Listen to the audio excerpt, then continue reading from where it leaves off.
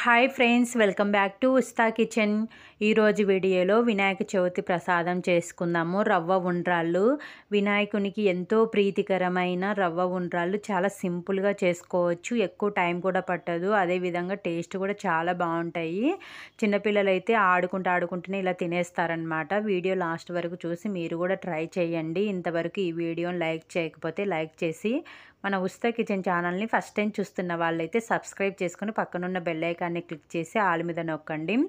Next late చేయకుండా ప్రాసెస్లోకి వెళ్ళిపోదాము. ఒక మందంపాటి కడాయి తీసుకొని దీంట్లోకి ఒక స్మాల్ కప్పు బియ్యం రవ్వ తీసుకోవాలి.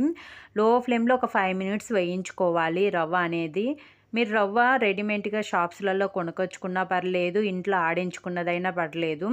సో ఈ రవ్వను మాత్రం ఒక 5 మినిట్స్ లో ఫ్లేమ్లో ఇలా ఫ్రై చేసుకోవడం వల్ల టేస్ట్ అనేది చాలా బాగుంటుంది. ఇలా ఫ్రై అయిన తర్వాత తీసి పక్కన పెట్టేసుకుందాము. సేమ్ అదే కప్పుతోనే రవ్వ తీసుకున్న కప్పుతో 2.5 కప్స్ వాటర్ తీసుకోవాలి. నెక్స్ట్ ఒక 2 టేబుల్ స్పూన్ల వరకు పచ్చి కొబ్బరి తుడుము, 2 గంటల ముందు నానబెట్టుకున్నటువంటి పచ్చి శనగపప్పు అండ్ 1 టేబుల్ స్పూన్ జీలకర్ర, 1 టేబుల్ స్పూన్ సాల్ట్ వేసుకొని అంత బాగా కలుపుకొని ఈ వాటర్ అనేది బాయిల్ అవ్వనివ్వాలి. ఇలా ఉడికేటప్పుడు మనం ఆల్రెడీ ఫ్రై చేసుకొని పెట్టుకున్న బియ్యం రవ్వ ఉంది కదా, ఆ రవ్వ వేసేసుకొని ఒకసారి అంతా బాగా కలుపుకుంటూ ఉడికించుకోవాలి. రవ్వ వేసిన తర్వాత వితిన్ 2 to 3 సెకండ్స్లలోనే మనకు కన్సిస్టెన్సీ అనేది దగ్గరకు వచ్చేస్తుంది. సో ఇలా మొత్తం దగ్గరకు వచ్చిన తర్వాత లో ఫ్లేమ్లోకి టర్న్ చేసుకొని ఒక 5 మినిట్స్ ఉడికించుకున్నాము అంటే మనకు ఉడికిపోతుంది రవ్వ అనేది. మనకు ఉప్మా రవ్వ ఎలాగైతే గోధుమ రవ్వ ఉప్మా చేసుకుంటాం కదా, సో అలా వచ్చేస్తుంది అనమాట. అడుగంటకుండా ఇలా కలిపితే మనకు బాగా ఉడికిండాలి రవ్వ అనేది. ఇలా ఉడికిన తర్వాత 1 టేబుల్ స్పూన్ నెయ్యి వేసుకొని ఒకసారి అంతా బాగా కలుపుకోండి. నెయ్యి వేయడం వల్ల టేస్ట్ అనేది చాలా బాగుంటుంది. నెయ్యి మిస్ చేసుకోకుండా వేసుకోండి. ఇది గోరువెచ్చగా అయ్యేంత వరకు పక్కన పెట్టేసుకుందాము. అంతలోపు ఒక పెద్ద బౌల్ తీసుకొని దీంట్లోకి 2 గ్లాసెస్ వాటర్ తీసుకుంటున్నాను. మీరు ఇలా కాకుండా ఇడ్లీ పాత్రలైనా చేసుకోవచ్చు ఆవిరి కోసము. సో ఇడ్లీ పాత్రలో చేసుకున్న పాటైతే ఇడ్లీ బౌల్ ఉంటుంది కదా, దాంట్లో 2 గ్లాసెస్ వాటర్ వేసుకోండి. తర్వాత ఒక చిల్లులు బౌల్ తీసుకొని నెయ్యి వేసుకొని అప్లై చేసుకోవాలి. మీరు ఇడ్లీ ప్లేట్లో చేసుకుంటే ఇడ్లీ ప్లేట్కి నెయ్యి అప్లై చేసుకోండి. సో ఇలా వేసుకున్న తర్వాత అంతలోపు మనకు రవ్వ కూడా గోరువెచ్చగా ఉంటుంది. మనము ఉండలు చేసుకోవడానికి వీలుగా ఉంటుంది. చెయ్యి అనేది తడి చేసుకొని మన ఉండ్రాళ్ళు ఎలాగైతే చేసుకుంటామో చిన్న చిన్న బాల్స్ లాగా చేసుకోవాలి.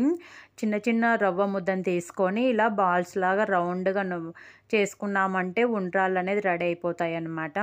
ఇలా అన్ని ఉండ్రాళ్ళు చేసుకొని మనం ఆల్రెడీ నెయ్యి అప్లై చేసుకోబెట్టుకున్న చిల్లులు బౌల్లో పెట్టేసుకోవాలి. ఇలా పెట్టుకునేసరికి మనకు వాటర్ కూడా బాయిల్ అవుతూ ఉంటాయి.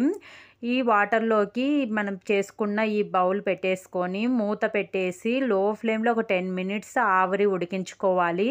ఇలా ఆవిరితో ఉడికించడం వల్ల మనకు రవ్వ అనేది టేస్ట్ వస్తుంది, బాగా ఉడుకుతుంది. 10 మినిట్స్ తర్వాత బౌల్ తీసేసి ఒకసారి చేయి పెట్టి చూసామంటే తడిగా ఉంటుంది.